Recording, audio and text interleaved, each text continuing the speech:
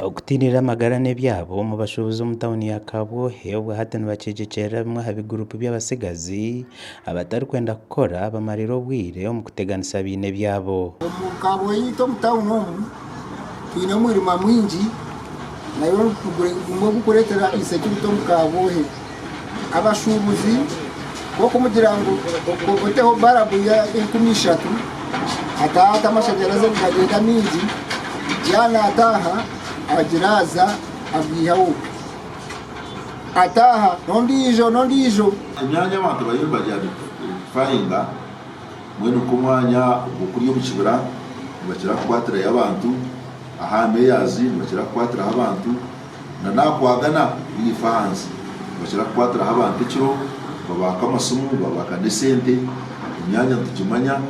kunka abasecurity nibo batakafire yo munonga kwantu barikotigira buri zoba. Bamwe mu bashubuzi bashobora no kutambura ekiro n'oborya habukutina kw'amaani ahabwo kuba harimu abakubanyangaraza n'obugurupu bwabamwe abaana bazariremu. Tambura tukuijombo tambura ekiro kyekiri kwerinde najanti inekusono kugira ngo yakuzere turi abasigazi tuzabaje kimantambura mwena yo kunabera itambura nijana bakambenda ko banzare yowe tusikore kita kuri ahina university shayi kumire lecture garagara aho cyayi cya ataro mushaka mukuru mu muzeyi kahindi we abareba yakoreba hazaba habari y'abashuba barungu yonda bamanye kujya mu rwego romu abo bashobozi bakabohe insecurity yakwatanse nayigo kamanyere ikizo bukirinkahi kuka buri umwato mutabona umuntu akora iki yayenda akora icyamwije umutwe bunani nshaba polisi nani tobashubuzi twatanisize hamwe tubase kuronde kose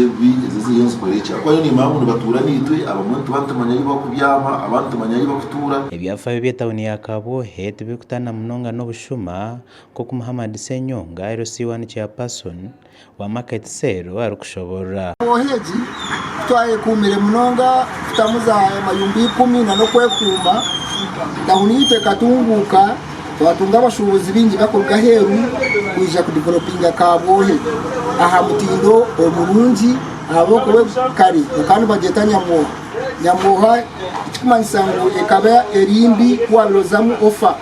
omushubuzi yiza inesente afa konka kutwaye kumire twataho mayumbi 10